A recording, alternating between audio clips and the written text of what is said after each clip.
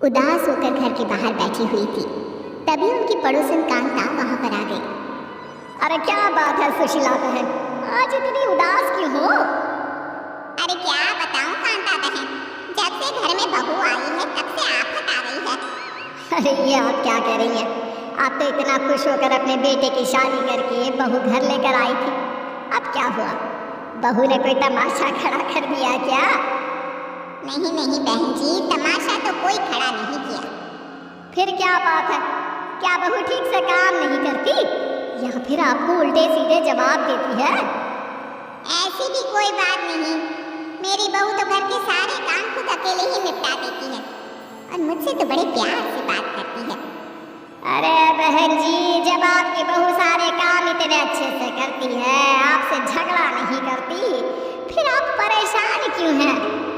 अब क्या बताऊं, मेरी बहू को नाखून चबाने की आदत है।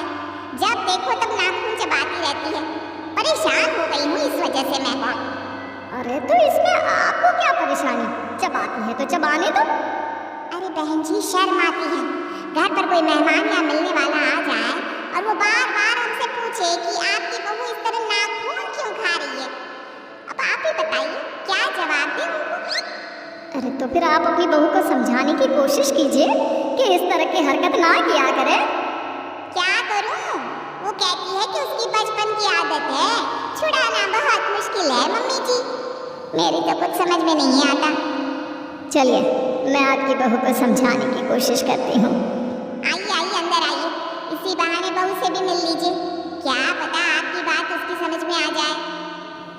सुशीला और कांता दोनों घर के अंदर चले जाते हैं। वहाँ पर सुशीला की बहू प्रिया घर का कुछ काम कर रही थी। कांता को देखते ही प्रिया उनके पास आ जाती है। नमस्ते आंटी जी, कैसी हैं आप? मैं तो बिल्कुल ठीक हूँ बेटा, खूब खुश हो, भगवान तुम्हें लंबी उम्र दे। आंटी मैं आपके लिए चाय नाश्ता लेकर आती हूँ, आप तब तक बैठकर मम्मी जी से बातें करें। अरे बेटा चाय की क्या जल्दी है, यहाँ आओ मेरे पास बैठो। सारा दिन काम में लगी रहती हूँ, कभी हम लोगों के पास बैठकर बातें भी किया करो। जी आंटी जी, मैं आप लोगों के पास बैठ जाती हूँ बस। कुछ ही देर बाद बातें करते करते प्रिया अपने नाखून चबाने लगती है।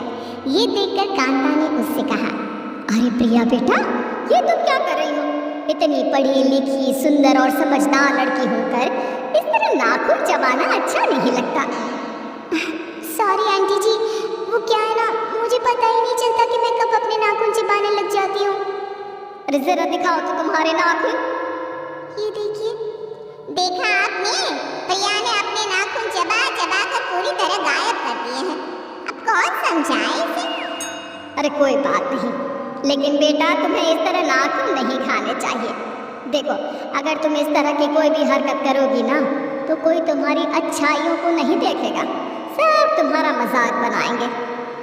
आपकी बात सही है आंटी, लेकिन मैं क्या करूं? मेरा अपनी इस आदत पर बिल्कुल कंट्रोल नहीं है। लेकिन बेटा मैंने भी तुम्हें कितनी बार कहा है, तुम्हें कोशिश तो करनी चाहिए ना। अच्छा कोई बात नहीं प्रिया, कल मेरे घर पर छोटी सी पूजा है, मोहल्ले की कुछ औरतें भी वहाँ पर आएंगी। मैं चाहती हूँ तुम भी हमारे घर आओ। जी बिल्कुल, मैं मम्मी जी के साथ आपके घर जरूर आऊंगी। अगले दिन सुशीला जी अपनी बहू प्रिया के साथ कांता के घर पूजा करने के लिए जाती है। प्रिया मोहल्ले की औरतों के साथ बैठी हुई थी, तभी अचानक से मोहल्ले की एक औरत सीमा के चिल्लाने की आवाज आई। अरे ये देखो, सुशीला जी की बहू मेरा हाथ पकड़कर मेरे नाखून खा रही है। हैं? ये क्या कह रही हो? आपको क्या लगता है मैं झूठ बोल रही हूँ? ये देखिए, आपकी बहू मेरे बाजू में बैठी थी। अरे मैं तो भगवान के ध्यान में इतनी मस्त थी, इसने मेरा हाथ उठाया और लगी मेरे नाखून खाने। क्यों प्रिया बहू, तुमने सीमा के हाथ के नाखून भी खाए क्या? मुझे माफ कर दीजिए मम्मी जी, वो मेरे हाथ के नाखून पूरी तरह खत्म हो गए थे, इसलिए मुझे लगा। अरे चुप करो बहू, आज तुमने सारे मोहल्ले वालों के सामने मेरा मजाक बनाकर रख दिया। अरे प्रिया बेटा, मैंने तुम्हें कल ही तो समझाया था कि तुम्हें इस तरह की हरकत नहीं करनी चाहिए। इसमें मेरी कोई गलती नहीं है, मुझे पता ही नहीं चला कि अपने नाखून खाते खाते कब मैं सीमा आंटी के नाखून चबाने लग गई। अरे कैसी पागल बहू है आपकी?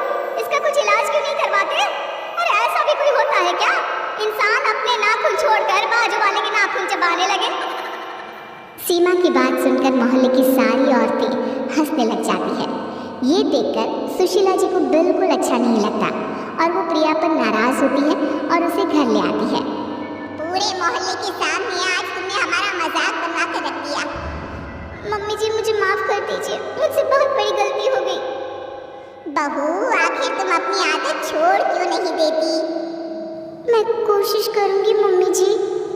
कुछ दिन और इसी तरह बीत जाते हैं, लेकिन प्रिया की नाखून खाने की आदत अभी तक खत्म नहीं हुई। तभी एक दिन प्रिया के पेट में जोरों से दर्द होता है। मम्मी जी मेरे पेट में बहुत जोर से दर्द हो रहा है। अरे क्या हुआ? कुछ देर पहले तक तो तुम बिल्कुल ठीक थी। पता नहीं मम्मी जी, बहुत दर्द हो रहा है, मुझे डॉक्टर के पास ले चलिए ना। अच्छा ठीक है, मैं तुम्हें डॉक्टर के पास ले चलती हूँ।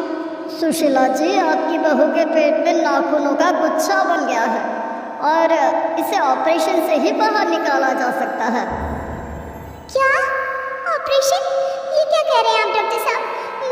मुझे ऑपरेशन से बहुत डर लगता है।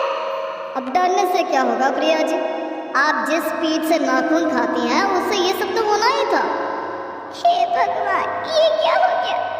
मेरी नाखून खाने की आदत की वजह से मुझे ये सब सहना पड़ रहा है। बहू, अगर तुमने वक्त रहते मेरी बात मान ली होती तो आज तुम्हारे साथ ये सब ना हुआ होता। 2 दिन बाद आप मेरा हॉस्पिटल वापस आ जाना, मैं आपके पेट का ऑपरेशन करके सारा गुच्छा बाहर निकाल दूंगा। डॉक्टर साहब, क्या इसका और कोई इलाज नहीं है?